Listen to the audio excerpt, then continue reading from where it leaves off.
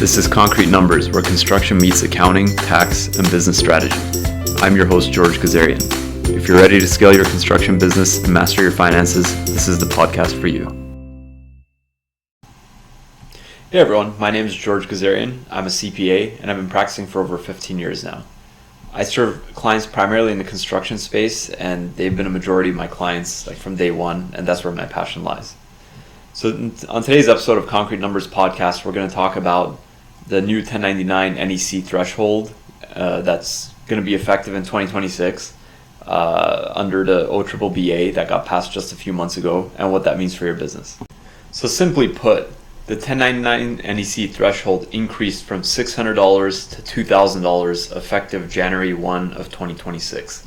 That means that for the 2025 tax year, this coming January, when we're issuing 1099s then, you still will have to work off of the $600 threshold.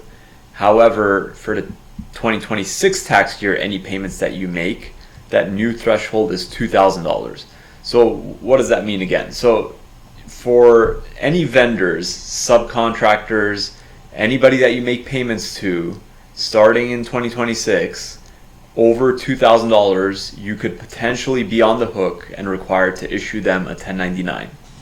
Now the first step, gather W-9s for any vendor, sub, or anybody before they start working for you.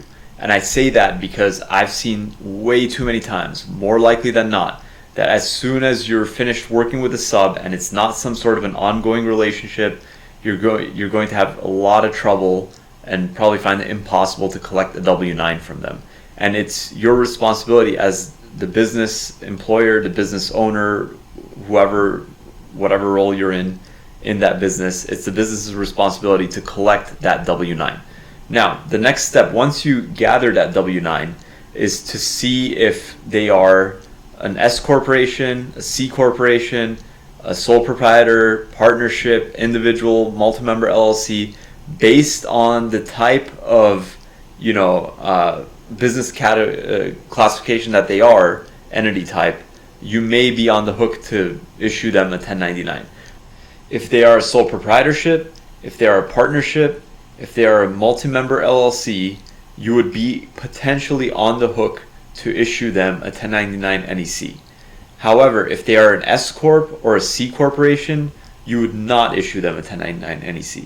Both S-Corps and C-Corps are considered corporations, and the rules, the way they work, is that you're not required to issue a corporation a 1099 NEC.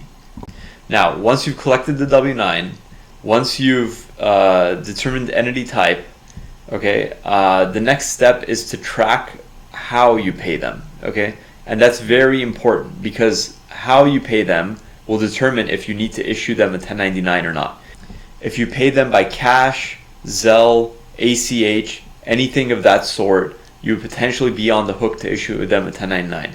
If you pay them with a payment processor like Stripe, Square, Intuit, PayPal, one of these that issue a 1099K, please do not issue them a 1099 because that will double count their income. That will double report their income. Now the next step is to determine how much you pay them throughout the year. For the 2025 and prior tax years, going all the way back to 1954, and yeah, that's true. The $600 threshold has been in effect since 1954. If you pay them more than $600, you would be on the hook for issuing them a 1099 NEC, assuming that they're either a sole proprietorship, partnership, multi-member LLC, and you didn't pay them with a payment processor, and you paid them greater than $600. You would be on the hook for issuing them a 1099 NEC. Now, if starting the 2026 tax year, and this is where the big change came with the OBBBA that got issued just a few months ago, if you paid them greater than $2,000, and all those other conditions I mentioned apply, then you would be on the hook for issuing them a 1099 NEC. If you pay them less than $2,000 starting in 2026, that you would not be required to issue them a 1099 NEC. So let's make full circle again. Step 1, collect the Form W-9. Step 2, determine their entity type. Step 3, track how you're going to be paying them.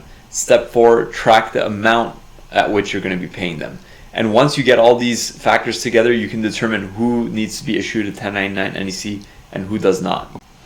There's a number of ways to track all this. I would highly recommend getting at least a QuickBooks Online subscription, getting a Xero subscription. I've seen people do it in Excel. I suppose you could do it as in a handwritten ledger, but in the year 2025, 2026, that's a little bit manual. So anyways, any one of these ways, or get a bookkeeper, get some help, a couple $100 a month, whatever it is, any one of these ways, I would highly recommend that you track them. Now, the penalties for failure to file. I'm going to put the penalties in the screen down here. So if you're up to 30 days late, it's $60 in 2025. It's $60 per 1099 as a penalty for failure to file. If you're 31 days through August 1st, and remember it's due January 31st of every year. So if you issue 31 days or more late, meaning early March all the way through August 1st, it's $130 per 1099. After August 1st or failure to file, it's $330 per 1099. And if the IRS determines that there's intentional disregard, then it's up to $660 per 1099. I hope this has been helpful. If there's any questions you have, anything, I'm happy to talk through. You could click on the link, book an appointment down in the show notes. Thank you for watching. Hit like, subscribe, and turn on notifications to not miss any updates.